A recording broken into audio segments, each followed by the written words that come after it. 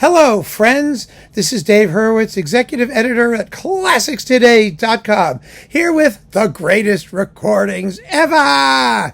And today, I think it's time that we catch up on amazing recordings of Beethoven's Ninth. Yes, a work of such extraordinary sublimity, so iconic, such a monument of Western civilization and all the greatest aspirations of humanity, that it cannot even be mentioned unless you're suitably attired and wearing a tie. So, I did a repertoire video, and I talked only about a select few recordings because I felt like, why waste time with all the ones that aren't as good? But I really do owe you all a new repertoire video, and I'm going to do that. I really am. I'm sort of assembling it gradually. I'm putting it together because it still needs to be limited, but I want to bring in more versions. So that means that the ones that I really think are the best have to be part of the greatest recordings ever, without a doubt. I mean, they just have to be. There's no question. So I'm going to do those separately. And we've already talked about the Freechoy performance on Deutsche Grammophon, which is stellar and amazing. But another one that needs to be considered, and this is really interesting. The really interesting thing I got to say is that none of my top three are by the most famous conductors. None of them. And which just goes to show, right, that you can't always, just because you have a name, that doesn't mean you're going to do the greatest work in a given piece of music. So we must talk about Hans Schmidt-Isserstedt with the Vienna Philharmonic.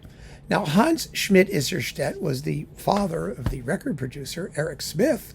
Actually worked for Philips for many, many, many years. He was the conductor of the Hamburg Symphony Orchestra for like a bazillion years. He was a German Kapellmeister.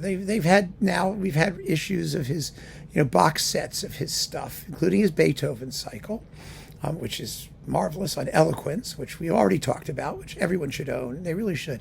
And here was a guy who, when it came time finally, he spent his whole life in the second tier of German conductors, German provincial conductors. I mean, Hamburg was not a province, obviously, but as a city, it's interesting. Even when C.P.E. Bach was around, Hamburg was known as a commercial city, not as a musical city, not as a city that was a great supporter of the arts. But North German radio is in Hamburg, and there's a lot of activity there now. But that was never its reputation, and its orchestras were never first class. And Schmidt-Isserstedt was there to sort of rebuild musical life in the Hamburg orchestras after the war. And he was a very solid, decent conductor with a very Catholic musical taste.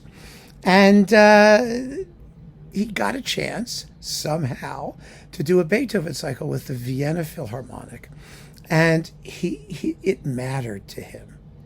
I think it's such a difference from what we hear today when you've got all these hotshot young conductors who do, Andres Nelsons, who does, we have the Vienna Philharmonic to do a Beethoven cycle. We'll stuff conductor du jour in front of them and let them just do Beethoven. And what you get is completely uninteresting and anonymous and boring. And, this is Beethoven that really meant something. Really, really meant something to the conductor, to the orchestra, to everybody. And when they got to the last symphony, oh, wow, they were firing on all cylinders. First of all, you have the greatest quartet of soloists ever assembled. I mean, no question about it. They are. You ready? Joan Sutherland, Marilyn Horne, James King, and Marty Talvola. Wow. And now, just having a great bunch of soloists doesn't guarantee a great performance, of course. And they may not all work well together, but they do. Everyone was on top of this one.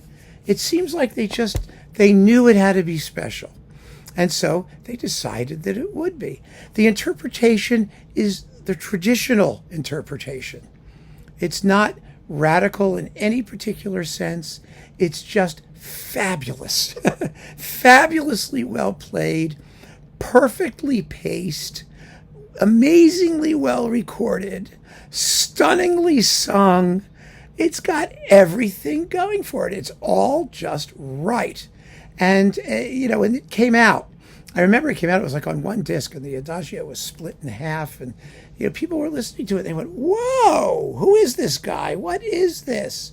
I mean, he was a really good German second-rate conductor who could rise to the occasion, and everybody did. They gave him his opportunity, and he took it.